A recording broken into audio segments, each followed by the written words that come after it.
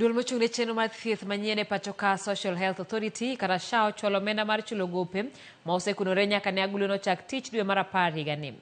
Nyakidi ni kod ler mathoth. E ote margi ne ute fwambo, duol mar SHA ochiwo ler e wi chudo mane gisingo mar gope mosekunore chakre aguluno chak tich ayanga dwe mar 10 higani. Matimore ndalo 10 tok jatatije makojolo mar SHA Robert Ngasira wacho ni kwan gope mosekunore e thuolo maguch SHA osetie oseromo bilion 3.7.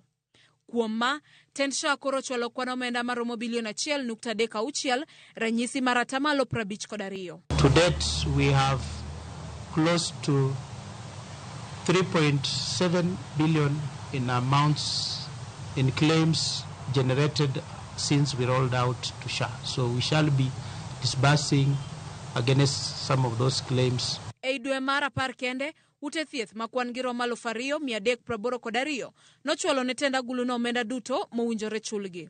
Gopego duto ne romo bilion 2.6. Kuom ma, ute thieth 1,195 kende ema osechwal negi chudo ka 1,187 mamoko ma pod itimo nonro margi rito chudo maromo bilion 1.2. Jatend aguluno e yor kojolo Robert Ngasira owacho ni nonro makama itimo mar fwenyo chenro duto ma ute thieth go osebedo kachiwo kendo en achiel kuom yore mag keto e lai chenro mag SHA.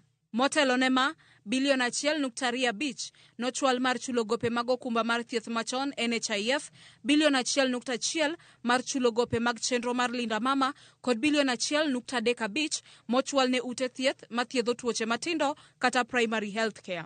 Magi duto timore kata obedo ni thoth oganda pod ywak ni okumba mar thieth manyien mar SHA nigi ng'ikruok. Nyakidi, Ramogi TV, Nairobi. Jokanyo mag sigand nyinamre